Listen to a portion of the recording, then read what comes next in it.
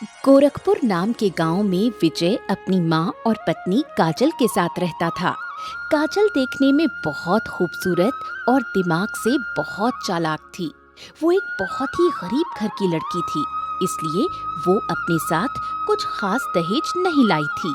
इसलिए विजय की माँ उसे पसंद नहीं करती थी। विजय बेटा, तुम्हारी बीवी कोई काम ठीक से नहीं करती। देखो तो कितनी गंदी है। मैंने तो पहले ही कहा था कि गरीब घर की लड़की से शादी मत करो। मैं सोच रही हूँ तुम्हारी दूसरी शादी करा दूं। तुम इसे तलाक दे दो। वो क्यों माँ? काजल सुंदर तो है, साथ ही बहुत चालाक लड़की भी है। तो उसकी बुद्धि का मुझे अचार डालना है क्या? 2-4 बर्तनों और कपड़ों को छोड़ दो तो मायके से एक सुई भी नहीं लाई। माँ, हमें किसी चीज की कमी है क्या? भगवान का दिया सब कुछ तो है। अरे समाज में इज्जत भी तो होनी चाहिए ना। शर्मा जी के बेटे की दुल्हन लाखों के जेवर, 4 व्हीलर, गाड़ी, एसी, फ्रिज लाई है और वो देखने सुनने में भी बहुत सुंदर है। माँ, पर अब तो काजल ही आपकी बहू है। नहीं नहीं, मैं तो दूसरी बहू ही लाऊंगी। माँ, अब राजे महाराजे वाले जमाने गए। मतलब मेरी प्यारी माँ, यदि एक बीवी के होते हुए दूसरी शादी की तो मेरे साथ साथ तुम्हें भी जेल में जाकर आटा पीसना पड़ेगा। और अगर मैं पहले ही इसे भगा दूं तो? वो कैसे माँ? वो सब तो मैं संभाल लूंगी, तू बस देखता रह। इतना कहकर मंजरी वहाँ से निकल जाती है। अगले दिन। ए बहू, तूने सुना मोहन की दुल्हन कितना दहेज लेकर आई है? जी माँ जी। तुझे तो शर्म नहीं आई होगी सुनकर। शर्म कैसी माँ जी? जितना मेरे घर वालों की हैसियत थी उन्होंने उतना मुझे भी दिया है। अरे इससे ज्यादा तो भिखमंगे अपनी बेटी को दे देते हैं। ये सुनकर काजल फूट फूट कर रोने लगती है। ये रोना धोना अपने मायके में जाकर करना। मैं तो अपने विजय की दूसरी शादी कराऊंगी। उसके लिए मैंने लड़की भी देख रखी है, श्रेया। खूब पैसे वाले लोग हैं। मुझे ऐसा ना कहिए, आप जो कहेंगी वो करूंगी मैं। मंजरी ने बहू की एक न सुनी, वो वहाँ से चली गई। रात को जब काजल और विजय सोने लगे, सुनो जी। हाँ बोलो। आपके लिए माँ जी दूसरी शादी की तैयारी कर रही हैं। काजल, अभी रात बहुत हो चुकी है, सो जाओ। कल मैं माँ से बात करता हूँ। ठीक है जी, पर मैं कहीं नहीं जाने वाली। मैं आपको कभी भी किसी कीमत पर तलाक नहीं देने वाली हूँ, बता दे रही हूँ। हाँ हाँ ठीक है काजल मेरी रानी, सो जाओ। सुबह होते ही विजय माँ के पास जाता है। माँ, काजल बहुत अच्छी लड़की है और बुद्धिमान भी है। क्यों आप दूसरी शादी के चक्कर में पड़ी हैं? ऐसी कौन सी बुद्धिमानी तुझे दिख गई जो मुझे नहीं दिखी? माँ, आप जैसे चाहें वैसे पता लगा सकती हैं। अच्छा ठीक है, लेकिन तब तक तू उससे कुछ नहीं कहेगा। हाँ ठीक है माँ, जैसी आपकी इच्छा। चलो मैं ऑफिस के लिए निकलता हूँ। अगले दिन काजल अपने कमरे में काम कर रही थी। काजल, काजल, ओ काजल, कहाँ मर गई रे? आई माँ जी। सुन, अगर तुझे इस घर में रहना है तो 3 परीक्षाओं का सामना करना पड़ेगा। ठीक है माँ जी। तो कल सुबह जब मैं सोकर उठूं तो बगीचे वाला कुआं मोतियों से भर देना। जी माँ जी, आप कल तक कुआं खाली कर दीजिएगा, फिर मैं उसे मोतियों से भर दूंगी।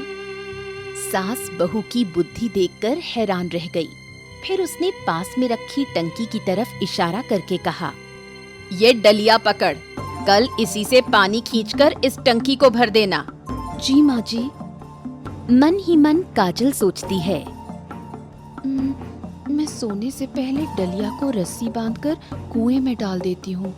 सुबह तक बांस की डलिया फूलकर पानी को अपने अंदर रोकने लायक हो जाएगी।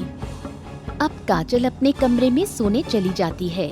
सुबह जब सास सोकर उठी तो बहू ने कहा, लीजिए माँ जी, जैसा आपने कहा था मैंने टंकी भर दी है।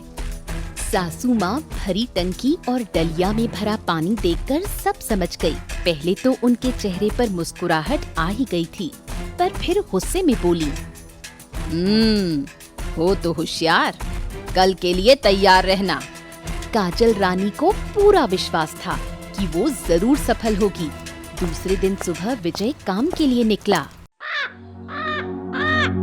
काजल, घर में आटा नहीं है, तुम बाजार जाकर एक बोरी आटा ले आना। हाँ जी माँ जी, पैसे दीजिए। यही तो चुनौती है, आटा बिना पैसे के लाना है। क्या? बिना पैसे के? हाँ, और अकेले उतनी दूर जाना ठीक नहीं है, तो तुम साथ में ये नील गाय ले जाओ। जी।